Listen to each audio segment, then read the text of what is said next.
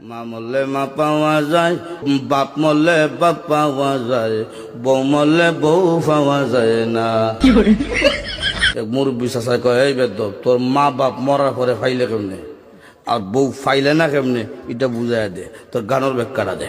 চাচা, আমার বাবা যেদিন মারা গেল, তুই আমার মাথার মধ্যে হাত দিয়া কুসলেন, কান্দিস না রে বাবা, তোর বাবা মরলে তো কি হয়েছে, আমি তো আছি। আরো কিছুদিন পরে আমার মা মারা গেল।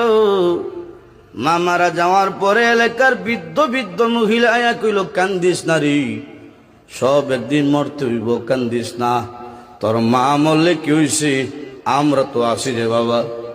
আরো কিছুদিন পরে আমার বউ মারা গেল।